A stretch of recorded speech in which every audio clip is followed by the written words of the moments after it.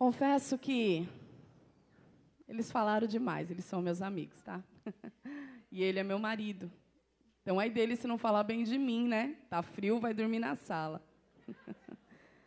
Mas toda honra, toda glória seja dada ao Senhor. E, independente de qualquer coisa, nós estamos aqui para exaltar o nome dEle. Amém? Eu sou a missionária Karina. Sou casada com o pastor Helder. Conheço a pastora Leila, o pastor Natan, de muito tempo. E nós temos 3 filhas, para quem não sabe, eu e o Helder. Nós temos a Natália, de 17 anos, a Elisa, de 13, e a Pietra, de 10. Amém? Vir para cá é uma festa, mas a Pietra tinha um desfile hoje, onde ela participa, ali onde ela faz um curso, e eu mandei a mais velha aí, falei, vai lá, representa a mãe, grava tudo, porque já viu. Mas, graças a Deus, que as minhas filhas compreendem que, até então, a obra e o chamado de Deus, ele é importante para mim. Amém? E o Helder chegou esses dias em casa. Gente, vir pregar é algo muito sério, independente se prega todo dia ou não. Então, assim, eu tô com um friozinho na barriga, deixa eu me sentir à vontade. E o Helder chegou em casa esses dias e falou, olha, o pastor Natan falou que quinta-feira você vai pregar lá. Eu falei, hã? É. Eu falei, mas eu sei que eles costumam fazer campanha. Eu falei, não tem campanha, não tem nada. Tem alguma coisa, mas eu não lembro o que é. Eu falei, bonito. Aí eu falei, vou falar com a Leila. Chamei a Leila no Face. Falei, e aí, pastora, tem? Ela falou, tem.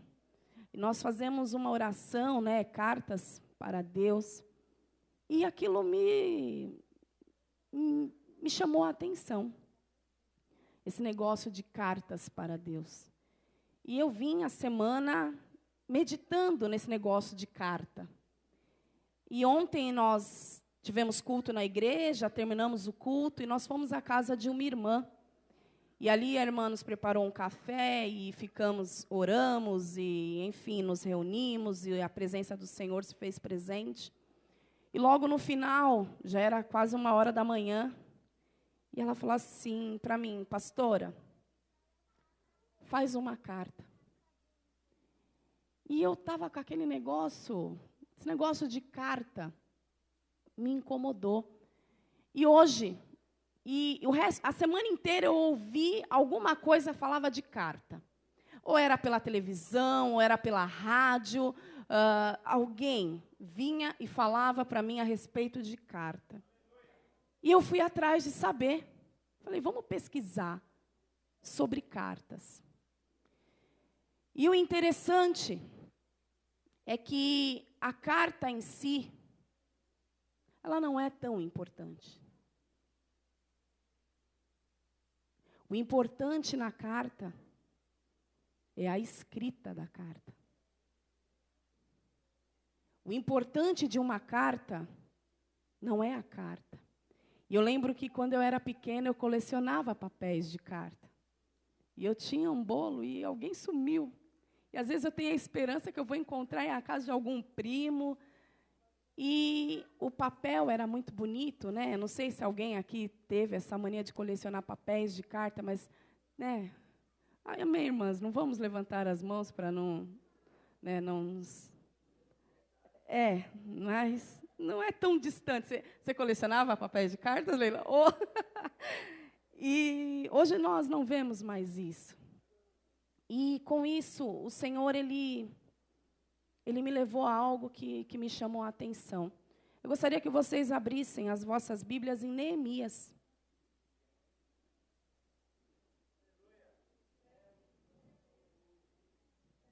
Neemias, capítulo 2.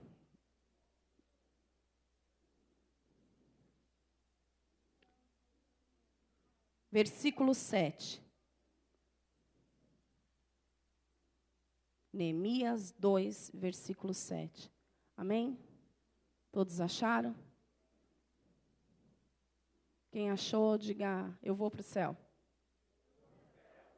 Quem não achou, diga, eu vou também. Lógico.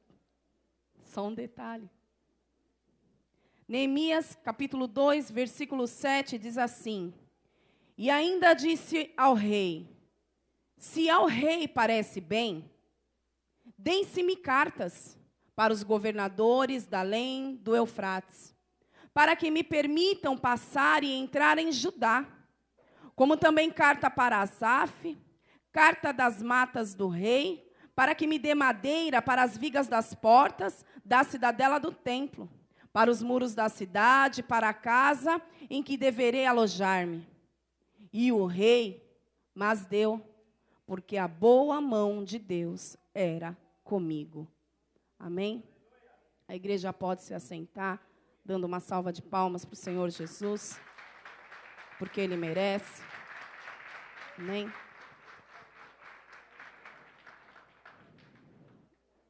Nessa passagem, eu li esse trecho, onde diz que Neemias,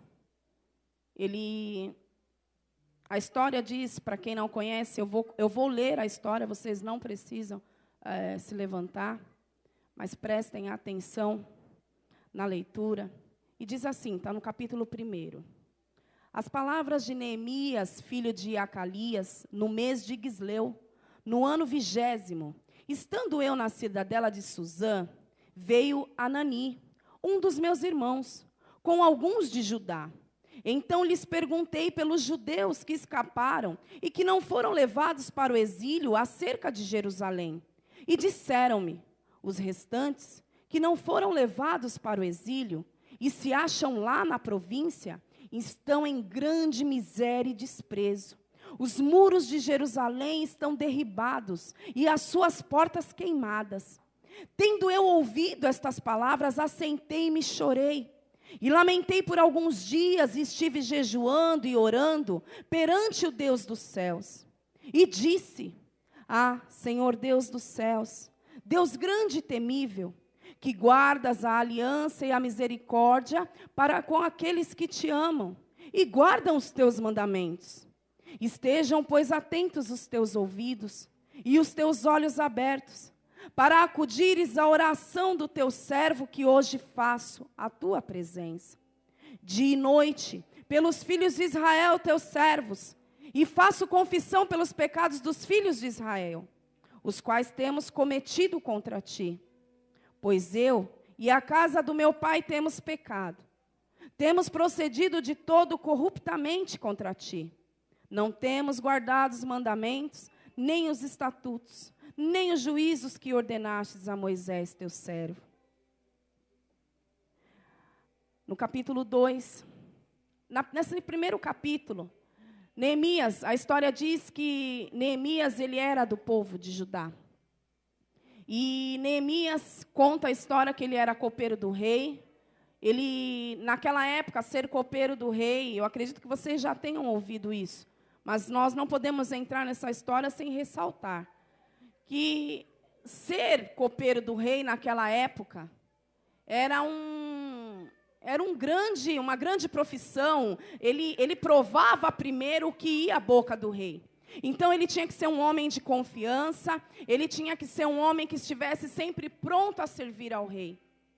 Então, o irmão dele vem até Neemias, e Neemias pergunta como que está aqueles, os irmãos dele, a família dele, a província dele, como estava, uma vez que ele não tinha mais contato com eles. E Anani então diz, olha, os que sobraram estão em terrível miséria, está tudo derrubado, está tudo destruído, está tudo acabado. E Neemias então se comove com aquilo. Aquilo incomoda Neemias. E então Neemias, ele começa a orar e dizer perante o Senhor e relembrar tudo aquilo que ele aprendeu. E aí então, no capítulo 2, a palavra diz que Neemias então vai perante ao rei, como ele costuma ir, porém ele estava diferente. E eu acredito que realmente devia ser muito visível, ao ponto do rei entender e perceber que Neemias estava triste ou estava acontecendo alguma coisa. Afinal, o rei não precisaria olhar para a cara de Neemias. O rei não precisaria se atentar para Neemias. Mas aquele dia, Deus já estava preparando a história de Neemias. E então, o rei se incomoda a tal ponto e pergunta: Neemias, por que está triste? E Neemias então diz, a palavra diz que do rei Artaxerxes, uma vez posto vinho diante dele, eu o tomei para oferecer e lhe o dei. Ora, eu nunca estivera triste diante dele. O rei me disse: por que está triste o teu rosto, se não estás doente? Tem de ser tristeza do coração. Então temi sobremaneira e lhe respondi: viva o rei para sempre. Como não estaria triste o rosto, se a cidade onde está os sepulcros de meus pais está assolada e tem as portas consumidas pelo fogo? Disse-me o rei: que me pedes agora? Então eu orei ao Deus dos céus e disse ao rei: se é do agrado do rei, e se teu servo acha mercê em tua presença, peço-te que me envies ajudar a cidade dos sepulcros de meus pais, para que eu a reedifique. Então o rei, estando ainda a rainha sentado junto dele, me disse: quanto durará a tua ausência? Quando voltarás? Aprove ao rei enviar-me, e marquei certo prazo. E então nós entramos naquilo que nós lemos no começo. E ainda disse ao rei: se parece bem, deixe-me cartas. E a palavra diz que o rei deu as cartas para Neemias. E a palavra diz que, com aquelas cartas, Neemias, então, ele começou a ir para reedificar a cidade dos pais dele. A palavra diz que ali estava o sepulcro dos pais de Neemias. Se nós pararmos para analisar, Neemias não tinha necessidade de ir até lá. Neemias não tinha necessidade de sair da onde estava. Neemias não tinha necessidade de mexer na estrutura que ele já havia conseguido para tentar reedificar algo que já estava totalmente destruído. E foi aí que entrou essas cartas. Neemias, quando pediu para o rei dar as cartas para ele precisaria das cartas para que as portas perante algumas pessoas fossem abertas. E quando nós começamos a falar no começo sobre as cartas, primeira coisa, você tem que entender para quê que você está escrevendo uma carta. Você tem que entender por que você escreve essa carta. Para quem você escreve a carta? E qual é o propósito? A carta, na verdade, ela é um ato simbólico. Porque na hora que você começa a escrever, você tem que colocar a sua cabeça para pensar. Você tem que lembrar. Você escreve uma coisa e de repente você lê, você apaga e você escreve de novo.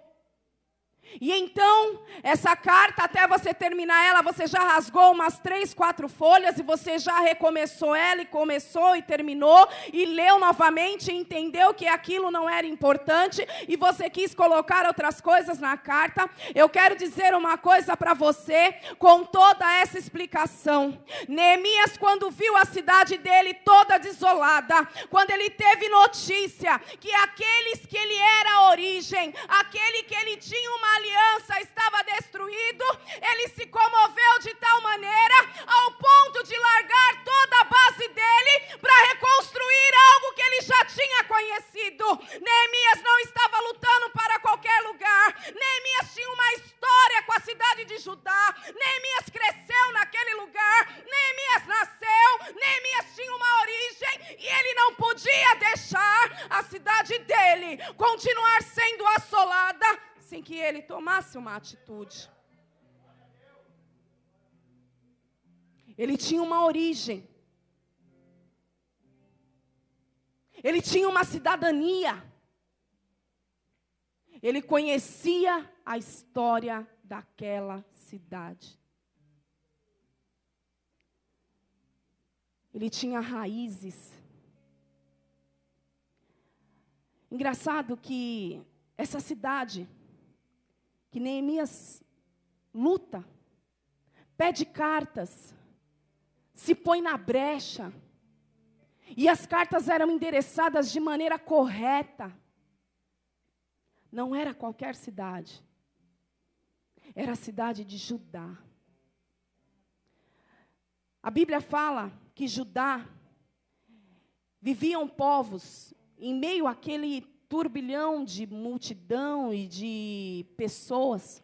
Judá era uma das poucas cidades que seguiam as leis de Cristo.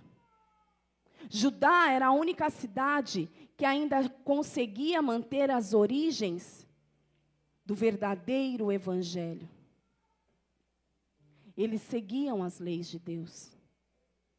Então eu fico imaginando Neemias crescendo naquele lugar e ouvindo todas aquelas leis. A história fala que Judá era feito de homens fortes, homens de guerra, homens que tinham habilidades para guerrear e venciam muitas guerras. Interessante que Davi é de lá, homem de guerra. A Bíblia cita, ali em Mateus, eu gostaria que vocês abrissem, Mateus, capítulo 2, versículo 6.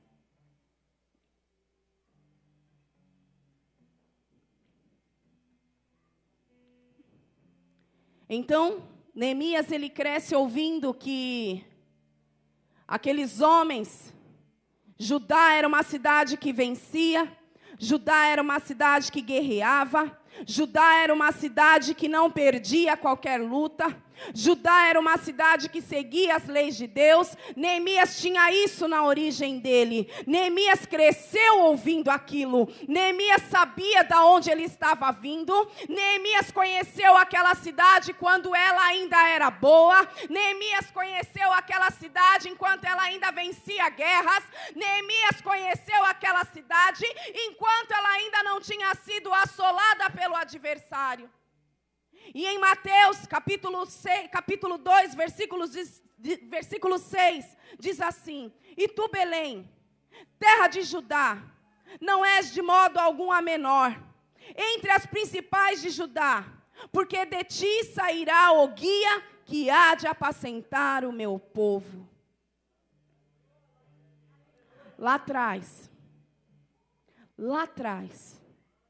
Deus ele incomoda Neemias para reedificar aquela cidade. Porque Jesus não poderia nascer em nenhum outro lugar, a não ser num lugar que desde um princípio cria nas leis de Deus. Deus sabia que lá na frente, Judá se tornaria a cidade aonde nasceria o nosso Redentor. E aí então você deve estar se perguntando, tudo bem, missionária Karina, Neemias reedificou, Neemias lutou, Neemias buscou, Neemias teve cartas. Eu quero dizer uma coisa para mim e para você nessa noite. Eu não sei qual é a tua história, eu não sei qual é a tua origem, eu não sei como é que está o teu casamento, eu não sei como é que estão os teus filhos, eu não sei como é que está o teu esposo, eu não sei como é que está a tua esposa, eu não sei como é que está a tua mãe, como é que está o teu pai, como é que está a tua vida com Deus, mas eu quero dizer uma coisa para você nessa noite: você tem uma origem, você tem uma raiz, e você sabe o que Deus fez quando tudo era frutífero, e hoje Deus está querendo dizer para mim e para você que ainda há jeito, ainda há o que fazer e ainda tem como edificar essa situação. Então nessa noite, por mais que esteja assolado, por mais que esteja destruído, Deus está falando para mim e para você que você deve acreditar, porque desse lugar vai ser reedificado.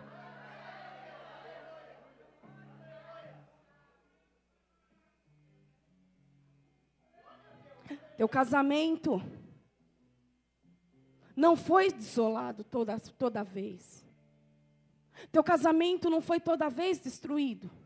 Não foi de um todo ruim. Teus filhos não foram de todos ruins. Tua família, tua mãe, o teu pai, não foram de todos ruins. Você conhece a tua origem. Você conhece o que tinha de bom. Você viveu na época que era boa. Você viveu, você viu. E hoje pode estar desolado, hoje pode estar destruído, mas se você endereçar a tua carta de maneira correta, se você escrever de maneira certa, se você entregar a carta de maneira correta, Deus vai abrir portas para reedificar o teu lar, para reedificar a tua vida, para reedificar o teu ministério, para reedificar a tua vida profissional. Tudo vai depender daquilo que você colocar o teu coração.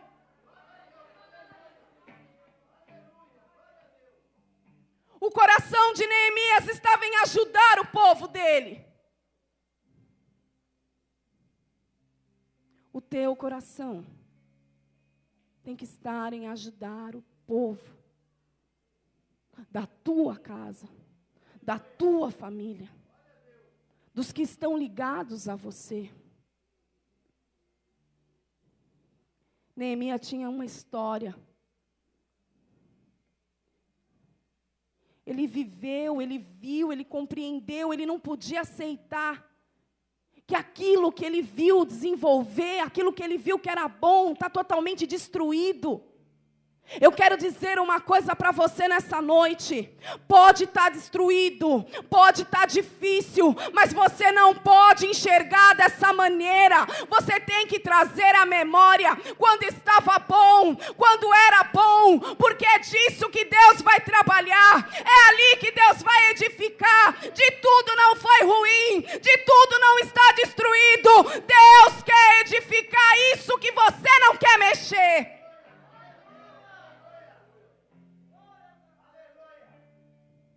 Deus quer mexer aonde até hoje você não quis que ninguém mexesse. Deus quer tocar na tua vida. Deus quer tocar no teu íntimo. Deus quer fazer sair perdão na tua casa. Deus quer fazer com que você volte a falar com Ele. Deus quer fazer com que você volte a falar com ela. Deus quer reestruturar a situação para que o nome dEle venha a ser glorificado e as coisas na tua vida aconteçam.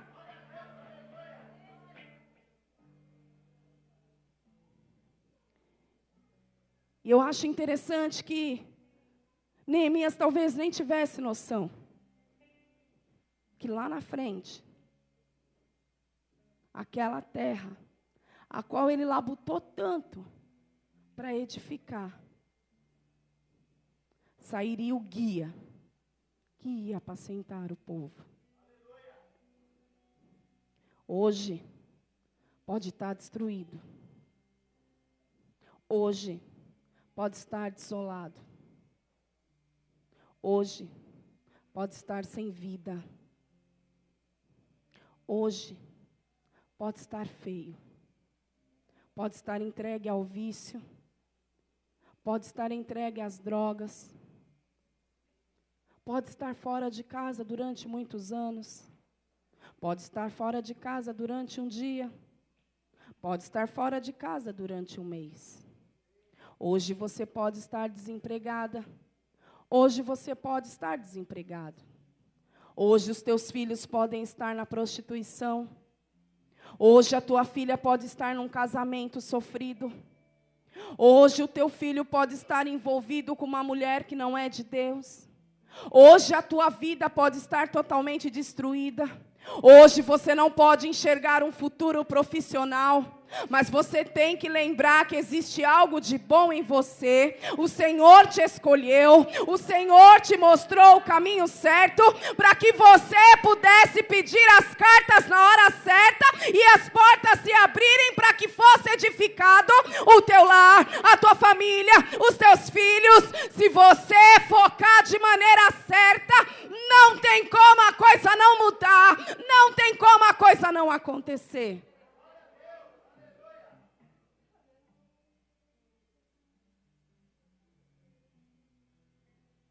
Não tem como. Eu não sei como a tua carta foi escrita. Mas eu estava em casa e o Espírito Santo falou para mim assim: Karina, tenta escrever uma carta para mim. E eu confesso que comecei a ser muito formal. Eu acho que até hoje vocês não tivessem entendido como essa carta pode mudar a tua vida. Quando você começa a escrever, e talvez você comece a escrever: pai, a minha vida está destruída, os meus filhos não entendem o que eu falo. E quando você começa a escrever, você começa a colocar a tua situação. E se você for realmente sincero, você começa a escrever e daqui a pouco você diz: e eu quero abandonar tudo. E eu quero deixar tudo. Eu não quero mais ele, eu não quero mais ela, eu não quero mais essa vida, eu não quero mais os meus filhos, eu não quero mais essa casa, eu não quero mais essa vida que eu vivo. Se você realmente começou a escrever a sua carta, deixando claro para Deus aquilo que se passa, eu quero dizer uma coisa para você: você terminou essa carta de maneira diferente, porque você rasgou ela e começou de novo, porque não tem como só escrever o que foi ruim na nossa vida, porque tem coisa boa acontecendo, tem coisa boa, Deus está fazendo coisa boa na minha e na tua vida, Deus está fazendo algo novo na minha e na tua vida todos os dias, e é isso que Deus quer fazer em mim e em você. Ele quer renovar em nossas vidas a certeza de que Ele é Deus, e isso só vai acontecer se você criar origem, se você criar raiz. Se você não tem raiz no Evangelho, se você não tem raiz na palavra, se você não tem raízes com Deus, não tem como você acreditar que alguma coisa vai mudar. Não tem como. O que faz eu manter o meu casamento não é a beleza do meu marido. Mas cada vez que eu passo por uma situação difícil, eu começo a lembrar as qualidades que ele tem. E eu entendo que é só uma fase. A mesma coisa é ele. Quando nós passamos por alguma coisa difícil, eu acredito que ele comece a lembrar das coisas boas que nós já passamos. A sua família teve histórias bonitas. A tua família teve histórias bonitas. Os teus filhos tiveram histórias bonitas. O teu ministério teve história bonita. A tua vida conjugal teve história bonita. Isso é só uma fase.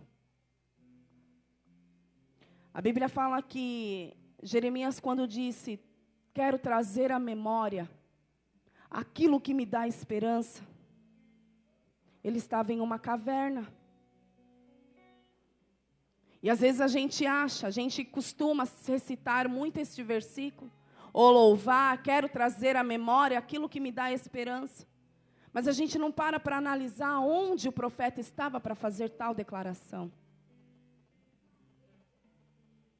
O que vai te fazer passar por essa situação hoje é a raiz fincada em Deus. O que vai te fazer acreditar que há um recomeço é a sua raiz fincada em Deus. O que vai fazer você continuar crendo que os teus filhos, os teus netos, a tua casa, a tua família, o teu lar, o teu ministério tem jeito, é as tuas raízes ficadas em Deus. Deus sabia que se chegasse até Neemias tal história, ele ia se incomodar ao ponto de mexer na estrutura dele, porque ele conhecia a origem dele. Eu quero dizer uma coisa para você: você tem origem, você nasceu, você viveu, você cresceu, Deus entrou na tua vida e a tua origem começa a ser abençoada a partir do momento que você levantou as mãos para Deus e Deus, através de você, entrou na tua casa.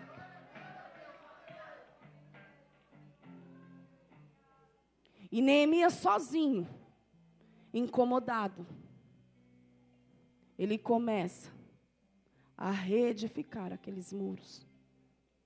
E mais lá na frente, a cidade está tão estruturada que se prepara para que Jesus venha. Sabe esse lugar, sabe essa situação que você não está dando crédito? É dali que vai sair a grande mudança e a grande virada. Então, que nessa noite, você comece a não só escrever as tuas cartas, mas comece a ser a carta.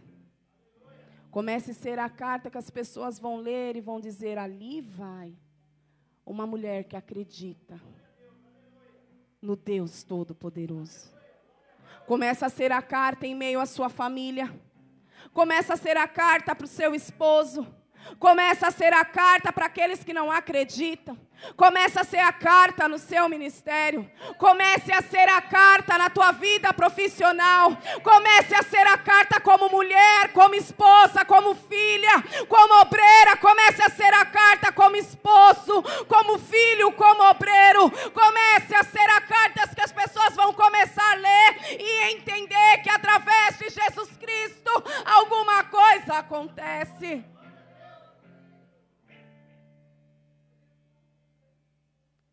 Comece a ser essa carta. Se necessário for, vá até o rei e peça cartas a ele. Mas não se esqueça das suas origens. Não esqueça das suas origens. Não apague da sua cabeça as memórias boas que você já teve, de toda essa situação que está assolada, de toda essa situação que talvez não tivesse jeito. Amém? Eu gostaria que a igreja se colocasse de pé. Amém? Leila, pode ler.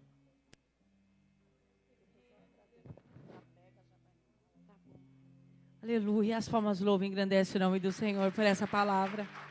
Aleluia, por essa palavra tão linda que o Senhor nos presenteou nessa noite com mais uma palavra. Você pode ver, a pessoa pode, ela falou, é uma carta para Deus e tem tema. Eu falei, não, o tema fica livre. Só que o Senhor, Ele quer falar sobre a carta comigo e com você. Terça Deus falou de uma maneira, hoje é diferente, Ele falou diferente, mas falou de uma maneira, nos ensinando o que significa ser uma carta na presença do Senhor. Em todo tempo, Deus Ele está batendo nessa tecla, se você está percebendo, que eu e você temos que ser essa carta. Sempre, em todas essas campanhas, muitas vezes nós já fizemos essa campanha. Falei para ela,